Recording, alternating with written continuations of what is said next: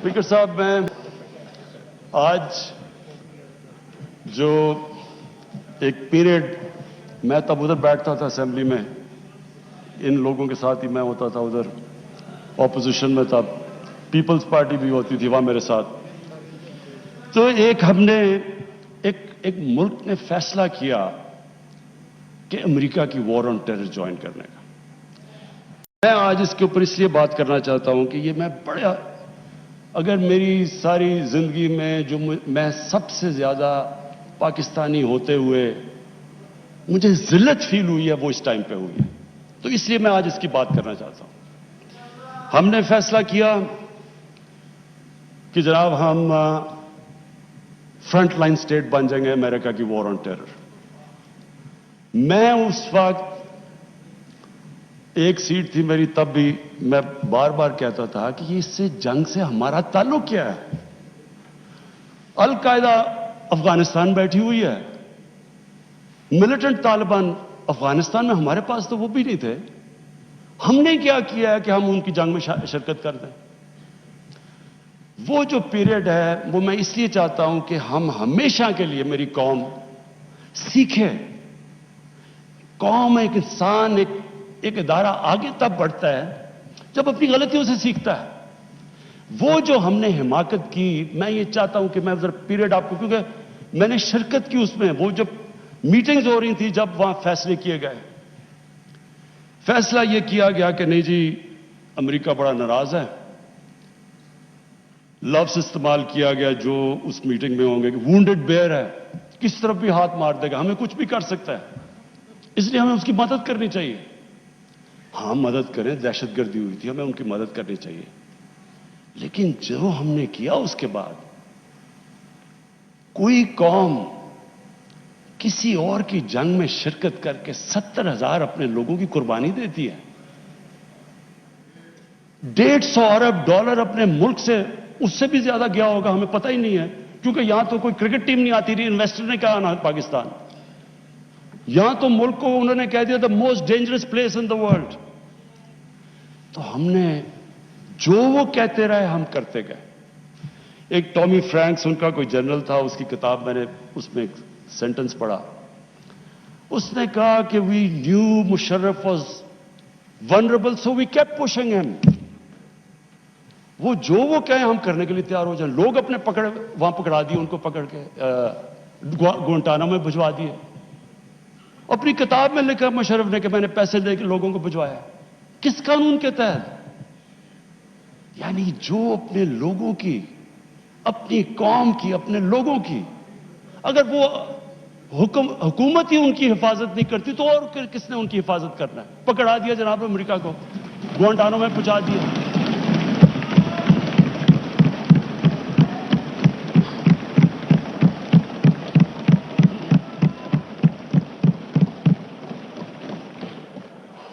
और यहां रुकी नहीं बात। कबायली इलाके में जी, वहां तोरा बोरा के बाद उनके थोड़े से अलकायदा आ गया। अलकायदा तोरा बोरा के बाद आ गए, ओपन बॉर्डर था कबायली इलाके में। हमें उन्होंने हुक्म किया कि आप जाके उनको अपनी फौज भेजो कबायली इलाके में। चंद 100 अलकायदा के पीछे हमने अपनी फौज भेज दी कबायली इलाके में। अब जब फौज कबायली इलाके में जाएगी, वो अपने लोग थे उधर, जो फिर उधर से वो ड्रोन अटैक करें, वहां हमारे शहरी मर जाएं, उधर हमारी फौज जिसको पता ही नहीं कि किसके पीछे जा रहे हैं, चंद 100 लोगों के पीछे कबायली इलाके में गए। उसका नतीजा क्या हुआ? आधा हमारा कबायली इलाके के लोगों ने नकल मकानी की। वो कबायली इलाका अभी तक कहीं रिकवर नहीं किया। मेरी तरह का आदमी जो कहता गया कि ये गलत हो रहा है, मुझे तालिबान खान बना दिया। यानी वो, मैं जब कहता था अफगानिस्तान में कोई मिलिट्री सोल्यूशन नहीं, जनाब ये प्रो तालिबान है। वो जो पीरियड था, असद कैसर साहब, स्पीकर साहब, हमारी तारीख का सबसे, मैं अगर मेरे से कोई पूछे, सबसे स्याह वक्त था। हमें पता ही नहीं है कि दुश्मन कौन है, दोस्त कौन है। अमेरिका हमारा दोस्त है? कभी ये सुना है कि आपका दोस्त अपने मुल्क में बमबारी कर रहा हो? कई दुनिया में ये सुना है? کہ آپ کے ملک میں ڈرون اٹیکس کر رہے ہو، آپ کا اعلان ہے.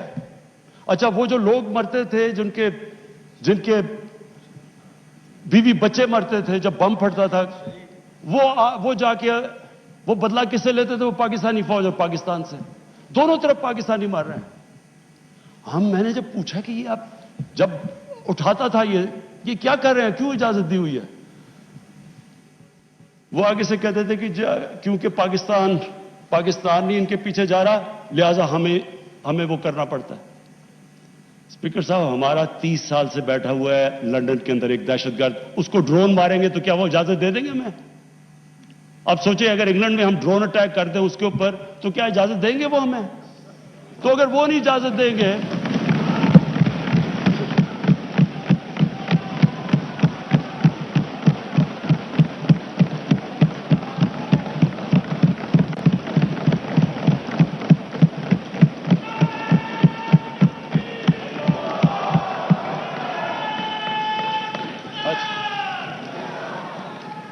اسپیکر صاحب اگر وہ اجازت نہیں دیں گے تو ہم نے کیوں اجازت دی؟ کیا ہم سب ہیومن ہیں؟ ہم آدھے انسان ہیں؟ یا کیا ہماری کوئی ویلیو ہماری جان کی نہیں جو اتنی کی؟ ہمارے ملک میں اجازت دی گئی، گورنمنٹ سے جھوٹ بولا لوگوں سے کہ نہیں جی ہم مذمت کرتے ہیں ڈرون اٹیکس کی. ذلت دیکھیں کیا ہے کہ پہلے ان کو اجازت دے رہے ہیں اور اتنا حوصلہ نہیں ہے کہ پبلک کو کہے کہ ہم نے اجازت دی ہوئی ہے، مذمت کر رہے ہیں جی ان کی. ایک میٹنگ ہوئی، اوپن ہیئرنگ ہوئی سینٹ کے اندر. اس میٹنگ کے اندر سینیٹر کارل لیون پوچھتا ہے ایڈمرل ملن سے کہ آپ یہ کیوں پاکستان میں یہ ڈرون اٹیکس کر رہے ہیں جب پاکستانی حکومت مذمت کرتی ہے؟ ایڈمرل ملن اوپن ہیئرنگ کے اندر کارل لیون کو کہتا کہ ہم پاکستان حکومت کی اجازت سے کر رہے ہیں. وہ آگے سے کیا کہتا؟ اب یہ شیم کی تو یہ بات ہے، وہ آگے سے کہتا ہے کہ کیوں پاکستانی حکومت سچ نہیں بولتی اپنی لوگوں سے، کیوں دوگلی ہے؟ اور یہ اوپن، اسپیکر صاحب یہ اوپن کیبنٹ سینٹ کی ہیئرنگ پہ جو پبلک کے اندر ہوتی ہے اس میں یہ ہو رہا ہے. ہم نے اپنے آپ کو ذلیل کیا، ہمیں دنیا نے نہیں ذلیل کیا، ہم نے ذلیل کیا اپنے آپ کو. ہم اگر آج ان کو امریکہ کا کیا برا بھلا کہیں جب آپ نے خود اجازت دی ہوئی تھی اپنے لوگوں کو مارنے کے لیے. پھر سے میں ریپیٹ کرتا ہوں، مجھے کوئی انسٹنس بتا دیں کہ آپ کے ملک آپ ان کی مدد کر رہے ہیں، آپ کے لوگ مر رہے ہیں ان کے لیے اور وہ آپ ہی کو بمباری کر رہے ہیں آپ کے ملک میں. اس کی کوئی دنیا میں مثال ہے؟ اور یہ ہم نے اجازت دی. اور اسپیکر صاحب پھر ہم کہتے ہیں کہ ہماری دنیا میں جی عزت نہیں ہے. جب اسامہ بن لادن کے خلاف آپریشن کیا ایبٹ آباد میں اسپیکر صاحب اوورسیز پاکستانیوں کو جانتا ہوں، جتنی ذلت اوورسیز پاکستانی کو، لوگ کہتے ہیں ہم چھپ گئے، ہم دنیا کو فیس نہیں کر سکتے تھے کہ پہلے تو ایک آپ ان کے لیے لڑ رہے ہیں جی ہم آپ کی فرنٹ لائن سٹیٹ ہے، اور پھر جناب جب اس کو یہاں مارا تو کیا ہمارا اعلیٰ ہمارے اوپر اتنا اعتماد نہیں کرتا تھا کہ ہمیں کہہ دے کہ آپ کریں؟ تو کیا وہ ہمارے دوست تھے یا دشمن تھے؟ ساری عوام کنفیوز پھر رہی ہے. اور جس طرح کی اسپیکر صاحب جس طرح کی چیزیں ان دنوں میں ہوئی، ہماری جناب ساری سیلف اسٹیم ختم ہو گئی. مجھے یاد ہے ایک نئی چیز نکلائی، انلائٹنڈ ماڈریشن. ہم نے جی ایک کوائن کر دیا کہ ہم تو بڑے ماڈریٹ لوگ ہیں. اور ماڈریٹ کیا ہے؟ Enlightened moderation. اچھا اب انلائٹنڈ ماڈریشن کی عوام کو کیا سمجھ آنی ہے؟ مجھے بھی ابھی تک نہیں سمجھ کہ یہ کیا چیز ہے. لوگوں نے اس کا سمجھا کیا؟ کیونکہ ہماری لیڈرشپ اتنی متاثر تھی. لوگوں نے کیا کہا جی ساروں نے سوٹ پہن لیا اور انگریزی بولنی شروع کر دی. ٹی وی پروگرام پہ جاتے تھے، جو بھی جاتا تھا پہلے بیٹھ کے انگریزی بولتا تھا کہ میں انلائٹنڈ ماڈریٹ ہوں، پھر اردو شروع کرتا تھا. یعنی ایک ملک کی عزت نفس ہی ختم کر کے رکھ کہ ہمیں اپنے آپ سے شرم آنی شروع ہو گئی کہ جی ہم پتہ نہیں دہشت گرد ہیں. اور اسپیکر صاحب ہمیں یہ سمجھ لینا چاہیے کہ جب پھر سے میں ریپیٹ کرتا ہوں، جو قوم اپنی عزت نہیں کرتی دنیا اس کی عزت نہیں کرتی. ہمیں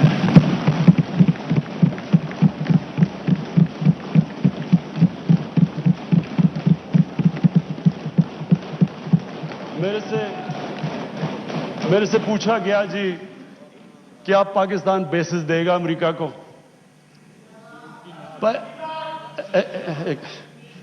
دیکھیں، میں اگلا سوال تو اسے یہ پوچھوں کہ جب ہم نے اتنی سروس دی، 70,000 لوگ ہمارے گئے، $150 ارب ہم نے اپنے ملک کا نقصان کر دیا، کیا انہوں نے ہماری تعریف کی؟ کیا انہوں نے اکنالج کیا کہ کتنی قربانی دیا پاکستان نے؟ کوئی دنیا میں ملک ہے جس نے کسی اور کے لیے اتنی قربانی دیا؟ انہوں نے الٹا برا بھلا کہا، دوگلے ہو تم. انہوں نے کہا جی افغانستان میں دوگلی گیم کر، افغانستان کی جنگ نہیں جیت رہے، وہ بھی ہمارے پر ڈال دیا. یعنی بجائے کہ اپریشیٹ کرنا، الٹا پاکستان کو برا بھلا کہا گیا. تو اسپیکر صاحب، اس سے ہم نے ایک سبق سیکھا، کبھی اس قوم نے کسی کے لیے کسی خوف سے ہم نے اپنی ساورنٹی کے اوپر کمپرومائز نہیں کرنا.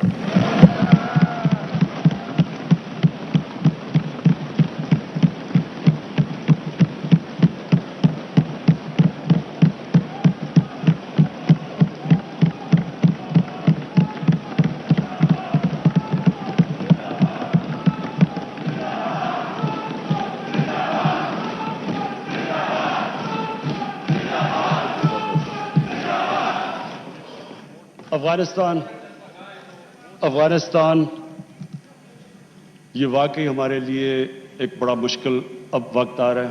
میں اپنی ساری قوم کے سامنے یہ چیز کہنا چاہتا ہوں، ہم نے جتنی اور اب یہ بھی میں کہہ دوں کہ ہمارا جو ہمارا اور امریکہ کا اس وقت انٹرسٹ ہے وہ ایک ہی افغانستان میں. وہ بھی شکر ہے اتنی دیر کے بعد اس نتیجے پہ آ گئے ہیں کہ افغانستان میں ملٹری سولوشن نہیں ہے. جلدی آ جاتے تو شاید اتنا زیادہ خون نہ ہوتا. شکر ہے اب آ گئے ہیں. لیکن ہم تو اس سے پہلے ہمیں اس چیز پہ آ جانا چاہیے تھا، کیونکہ ہم تو جانتے ہیں افغانیوں کو، ہمارے بھائی ہیں، ہمیں ان کی تاریخ پتہ ہے.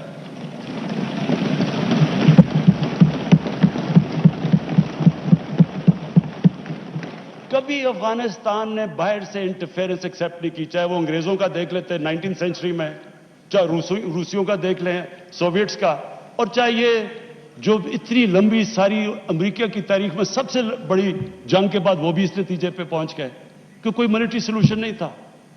ہمیں اگر ہم پرو ایکٹیو ہوتے، ہم اس وقت ایک خوددار حکومت کھڑی ہو کے کہتی کہ یہ آپ بالکل غلط کر رہے ہیں، اگر ہم کرتے ہم ان کو بچا لیتے، ادھر سے بھی خون کو بچا لیتے جو ہوا ہے وہاں افغانیوں کا، اور دوسری طرف ان کو بھی ایک بہتر ٹائم پہ یہ نکل سکتے تھے. اب ہوا کیا ہے کہ انہوں نے جب فیصلہ کیا کہ جی کوئی ملٹری سولوشن نہیں ہے، ایگزٹ ڈیٹ دے دی کہ ہم جا رہے ہیں. اب جب وہ جا رہے ہیں تو پاکستان کو کہہ رہے ہیں کہ جی کسی طرح اب ان کو ٹیبل پہ لے آؤ. ہمارے پاس کیا لیوریج ہے ان کو ٹیبل پہ نہ سوائے کہ ان کے کوئی خاندان یہاں بسے ہوئے ہیں؟ کیا ان کے خاندانوں کو پکڑ کے جیلوں میں ڈال دیں؟ کیا کرے؟ اور پاکستان تو صرف ان کو کہہ سکتا ہے نا کہ ملٹری سولوشن کے اوپر اگر آپ جائیں گے تو وہاں سول وار لمبی ہو جائے گی طالبان کو، اور سول وار لمبی ہوگی، افغانستان کی بھی تباہی ہے، اور پاکستان اس کے بعد وہ ملک ہے جس کو نقصان ہوگا. لیکن اس کے بعد جب وہ ڈیٹ دے چکے ہیں، اس سے زیادہ ہم لیوریج کیا کریں؟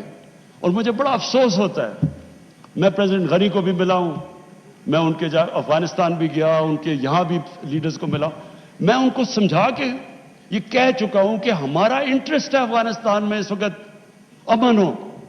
ہم آگے اکانومی کا سوچ رہے ہیں، ہم سینٹرل ایشیا کا سوچ رہے ہیں، ہماری ریجنل ہماری ٹائز ہیں تاجکستان کے ساتھ، ازبیکستان کے ساتھ، ریلوے ہم بن رہے ہیں، ہم تو آگے کا سوچ رہے ہیں. تو ہم تو چاہتے ہیں امن ہو، ہم نہ کوئی اسٹریٹجک ڈیپتھ چاہتے ہیں افغانستان میں.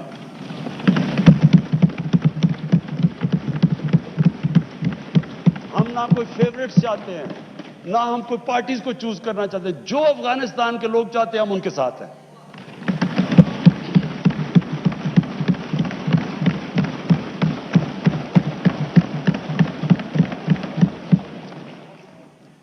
हम पार्टनर्स इन पीस तो अमेरिका के साथ हो सकते हैं और हमेशा रहेंगे, हम पार्टनर्स इन कॉन्फ्लिक्ट नहीं हो सकते। आप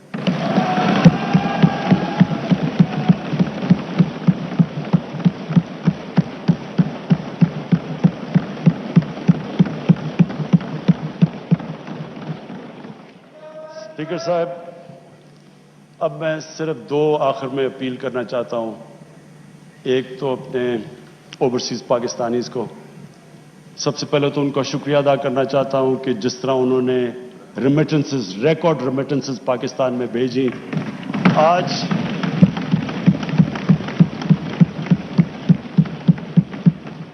20 अरब डॉलर का करंट अकाउंट जो डेफिसिट आज 11 महीने से सरप्लस में चला गया है, वो ना होता कि अगर वो इस तरह पाकिस्तान की मदद ना करते इस मुश्किल वक्त पर, और हमें उन्होंने जिस तरह रेमिटेंसेस भेजी।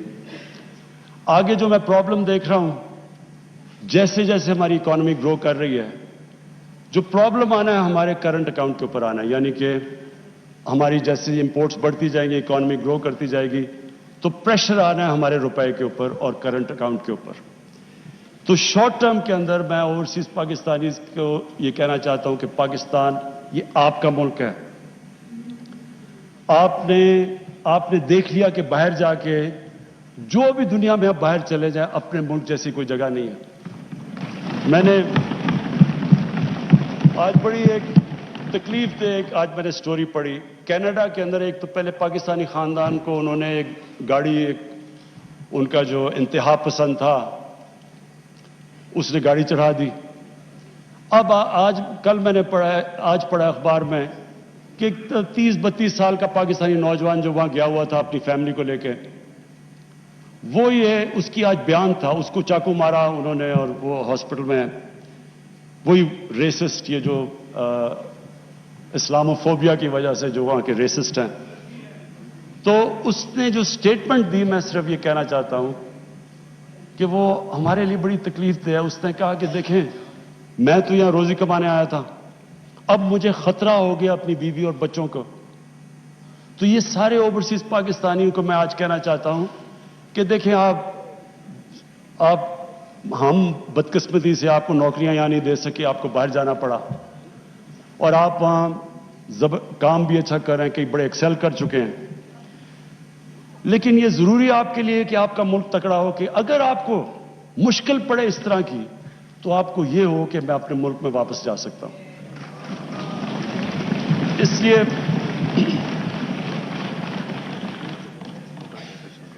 काशिफ उस लड़के का नाम था। तो मैं ये चाहता हूं कि हमारे ओवरसीज, अब हम पाकिस्तान सही रास्ते पर निकला हुआ है। मैं चाहता हूं कि आप पूरी तरह इस मुल्क की इसमें इन्वेस्ट करें, बिजनेसेस खोलें।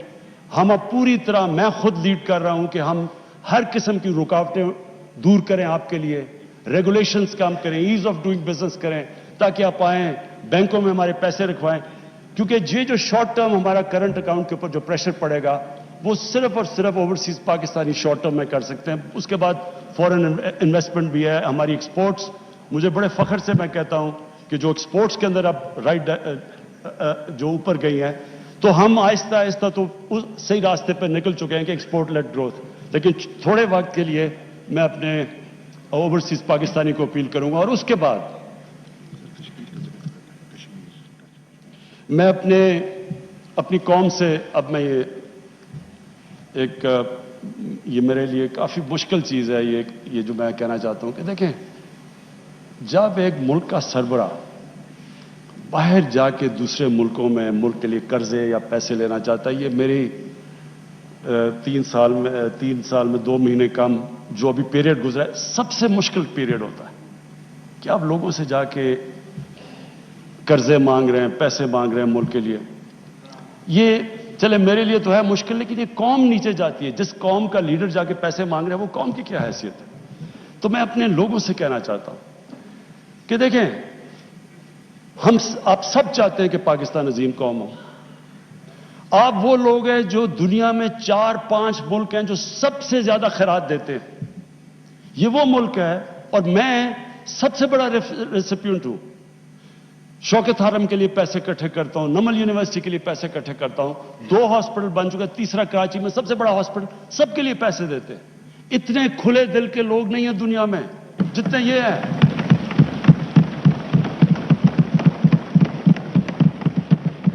लेकिन स्पीकर साहब, जब टैक्स देना होता तो टैक्स नहीं देते। दुनिया में सबसे कम हम टैक्स देते हैं। 22 करोड़ हमारी आबादी है, मुश्किल से 22 लाख लोग टैक्स देते हैं। 22 लाख लोग कैसे उठा सकते हैं बोझ 22 करोड़ लोगों का? ये कैसे मुल्क आगे बढ़ सकता है? कैसे हम इंफ्रास्ट्रक्चर ठीक कर सकते हैं? कैसे ह्यूमन डेवलपमेंट कर सकते हैं? तालीम से कैसे कर सकते हैं जब पैसा ही नहीं है हमारे पास? अभी मेरे सारे एमएनएस बारी बारी मेरे पास आए प्रोजेक्ट्स लेके, कम से कम को 500 अरब रुपए के प्रोजेक्ट्स मुझे दे दिए, जी ये भी बना दो, वो भी बना दो। तो कैसे बनाए जब पैसे नहीं है आपके पास? और पैसे तब आएंगे जब आप टैक्स देंगे ये लोग। मैं अपनी तरफ से सबको ये अश्योर करता हूं कि पूरा जोर लगा रहे हैं हम कि अपने ऊपर हम खर्चे ना करें। प्राइम मिनिस्टर हाउस के अंदर कितना हमने, और हाउस और उसके में 108 करोड़ रुपया 3 सालों में हमने अपना एक्सपेंस कम किया है। फेडरल गवर्नमेंट ने किया। 2 साल में पाकिस्तानी फौज ने अपना बजट फ्रीज कर दिया। हमने पूरी कोशिश की है ऑस्टेरिटी की, लेकिन अब कौम को सामने आना पड़ेगा। अगर हमने खुददार कौम बनना है, हमें टैक्स देना पड़ेगा। इसको जिस तरह आप इसको ज़कात को समझते हैं, जिस खुले दिल से ज़कात देते हैं, खैरात देते हैं, तो टैक्स, ये मैं इसलिए ये कह रहा हूं आज क्योंकि हम अब पूरा, मैं ये आज कहना चाहता हूं कि हमने पूरी छूट दी है बिजनेसेस को। मुझे इतना भी पता है कई बिजनेस ने इतना पैसा बनाया जितना कभी नहीं। खुद मुझे बिजनेसमैन ने कहा कि हमारा कभी इतना पैसा नहीं बना। तो ये जरूरी है, सब बिजनेसेस सबको कहता हूं कि आपको कंट्रीब्यूट करना चाहिए, पैसे दयानतदारी से पैसे देने चाहिए। हमारा काम है कि हम एफबीआर को ठीक करेंगे कि एफबीआर में हैरेसमेंट का जो इशू है, ऑटोमेशन लेके आ रहे हैं इंशाल्लाह, ताकि इंसानों का कांटेक्ट ना हो।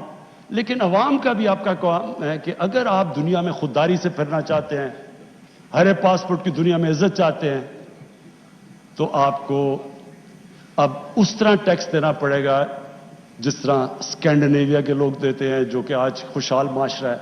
खुशहाल माशरा तब तक नहीं होगा जब तक हम दयानतदारी से टैक्स नहीं देंगे। तो मेरी अपील है आज सबको कि हमारा टारगेट स्टिफ है। हमने तकरीबन 6,000 अरब रुपया इकट्ठा करना है टैक्सेस में, 5,800 अरब रुपया हमने इकट्ठा करना है जो हमारा टारगेट है। इसके ऊपर हम ये जो नया हमने अब फैसला किया है कि जिस तरह अमेरिका के अंदर टैक्स फ्रॉड का मतलब जेल, टैक्स फ्रॉड किया आप जेल में गए। यहां हम करने लगे थे, लेकिन हमें आया कि जी एफबीआर को लोगों को इत्मीनान नहीं। अब फाइनेंस मिनिस्टर के नीचे कमेटी बनेगी, जो विलफुल टैक्स डिफॉल्ट होगा हम उसको जेल में डाल देंगे। क्योंकि अगर हमने ये ना पैसा इकट्ठा किया, अभी भी हम आईएमएफ प्रोग्राम में हैं, उन्होंने उसके बाद हमें कहना है कि जी इसके ऊपर टैक्स लगाओ और जीएसटी लगाओ और चीजों के ऊपर और खाने, तो लोग तकलीफ में जाएंगे। तो लोगों के, आप सबके इंटरेस्ट में है कि अगर हम सारे लोग थोड़ा थोड़ा टैक्स दे देंगे तो हमारा टारगेट पूरा हो जाएगा और फिर हमें लोगों के ऊपर मुश्किलें नहीं डालनी पड़ेंगी। आखिर में बस स्पीकर साहब, मैं अपनी कंक्लूड करता हूं तकरीर के, हमारा एक इशू है पाकिस्तान का जो कश्मीरियों के साथ जो जुल्म है इस वक्त, हिंदुस्तान की हुकूमत जुल्म कर रही है। मैं आज उसके इसलिए बात करना चाहता हूं कि 5 अगस्त, उससे पहले भी कश्मीरियों के ऊपर हिंदुस्तान की हुकूमत जुल्म कर रही थी। पैलेट गन्स का इस्तेमाल, लोगों को उठा लेना, उनको एक ऐसा ट्रीट करना जैसे जब से ये बीजेपी की हुकूमत आई है, ये जो आरएसएस का एजेंडा है, उनको हर किस्म की तकलीफ में था। लेकिन 5 अगस्त के बाद जुल्म की इंतहा हो गई। तो मैं आज इस प्लेटफॉर्म से इसलिए उनका नाम लेना चाहता हूं कि उन्होंने बड़ी कुर्बानियां दी। मैं उनके जज्बे को सलाम पेश करना चाहता हूं अपनी सारी कौम की तरफ से।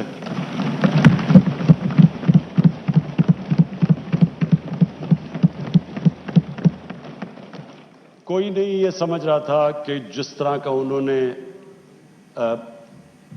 جو 80 لاکھ کشمیریوں کے اوپر 8 لاکھ ہندوستان کی فوج بٹھا دی اوپر جا کے، اور ہر تھوڑی دیر کے بعد ایکسٹرا جوڈیشل کلنگ کرتے ہیں، ان کو ڈرایا دھمکایا، لوگوں کو، نوجوانوں کو پکڑ کے باہر لے گئے، ان کی لیڈرشپ کو اندر ڈالا، کوئی نہیں سمجھ رہا تھا کہ وہ سٹینڈ لے، وہ کھڑے ہوں گے۔ تو آج اس ہال سے میں کہنا چاہتا ہوں کہ سارا پاکستان ان کشمیر، ان دلیر کشمیریوں، ان کی خاص طور پہ خواتین جس طرح وہ کھڑی ہوتی ہیں، جس طرح وہ باہر جاتی ہیں، ڈیمونسٹریٹ کرتی ہیں، ان کے جو بچے ہیں، نوجوان ہیں، ہم سب ان کے ساتھ کھڑے ہیں۔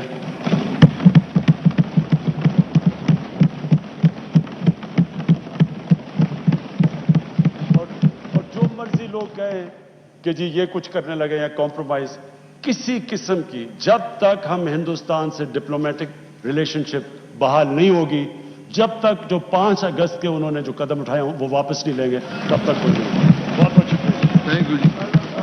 میں قومی اسمبلی سیکریٹریٹ کے عملے کی طرف سے کی گئی غیر معمولی محنت کی تعریف کرتا ہوں۔ میرے سٹاف نے انتک محنت سے بجٹ پر 69 گھنٹے طویل ترین جنرل ڈسکشن کو ممکن بنایا۔ بجٹ کی منظوری کی مراحل میں آج کے دن کو شامل کرتے ہوئے تقریباً 100 گھنٹے کا اجلاس کو یقینی بنا۔ 100 آورز ہم نے اجلاس چلایا۔